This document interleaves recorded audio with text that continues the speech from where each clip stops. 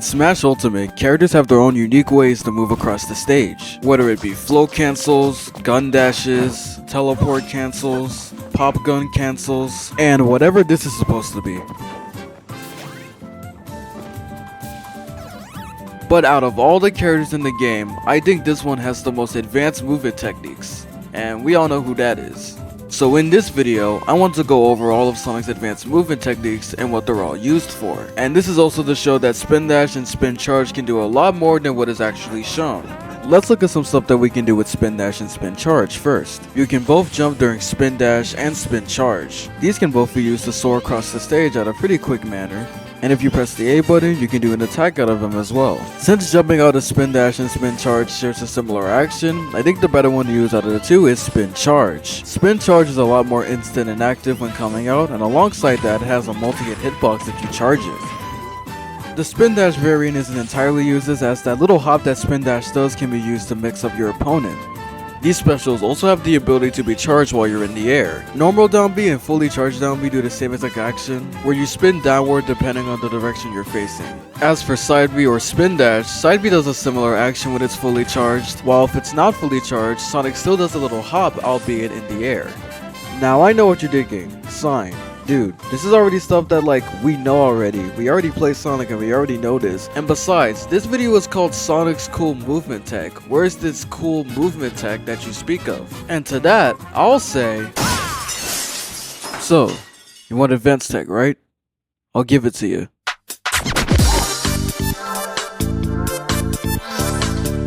We talked about spin dash and jumping, now let's talk about jumping out of spin dash. Spin dash has the ability to be jump cancelled before you fully charge it. And since you're literally mid-air, there is a lot of possibilities that you can do in terms of movement out of spin dash. If you want to cancel your spin dash, you can just wave land into the ground after a jump. You can also jump out of it and do down air.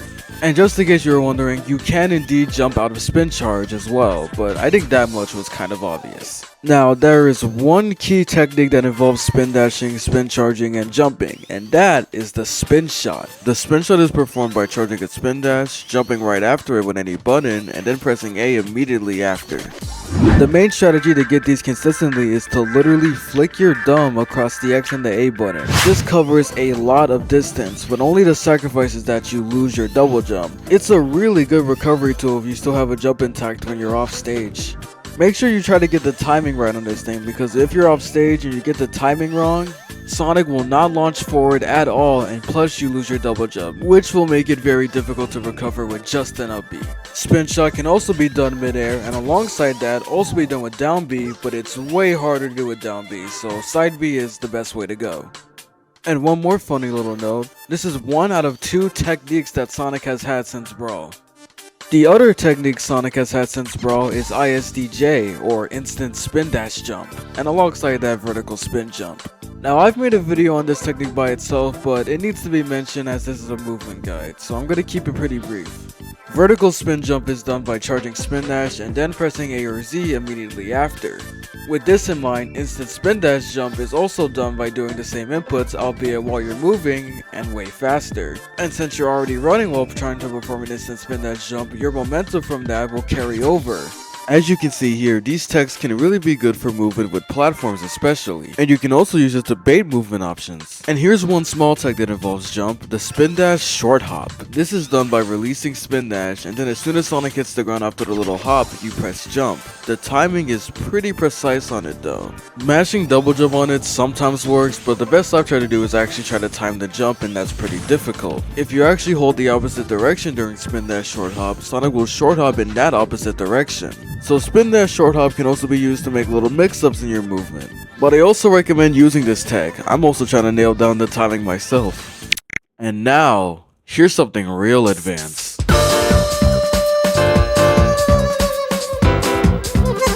Out of all the techniques that I've shown you so far, this one is at least a little bit difficult. The inputs are jumping, inputting spin dash, pressing the opposite direction, and then jumping again. If you get the timing wrong, you'll just jump in place. You can probably imagine the applications that this could be used for. But now for the much more difficult variant of the technique, Wave Bounce Aerial Spin Pivot. Wave bouncing is something that every character has in Ultimate, where a character can do a turnaround special move and also do a B reverse within the same special move. Now the inputs for aerial spin pivot are still there, but there's one extra step. So you jump up and input spin dash, but when you input spin dash, quickly flick the stick to the opposite direction, flick it back, and then you jump forward. To know if you're doing it correctly, do the trick while inputting forward and see if you come out with a back air. If you do, you're doing it right. Don't expect to get the inputs right instantly. This is a very precise trick. And it's definitely one of Sonic's coolest techniques to move around the stage. And speaking of moving around the stage, you may be wondering how you're going to use these techs in actual matches and get practice with them. What I recommend doing is turning on a level 9 CPU, going to a stage, and moving around, trying to avoid the CPU. Whether you're playing defensively or aggressively, this is honestly a really good way to practice your movement around the stage. Now, I would be done here, but there's one more technique that I want to show you here that does not involve spin dash or spin charge, and it's kind of a silly tech. And let's just say, why not jump in the air when you can reach for the stars?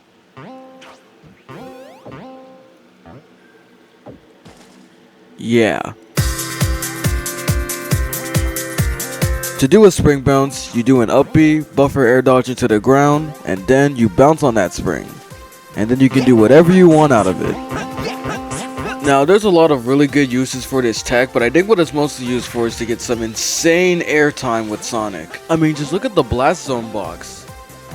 You can also do a bunch of stuff out of it, like spin dash out of the spring, homing attack out of the spring, whatever you really want with it really. Spring bouncing can also be used to catch people who try to recover high.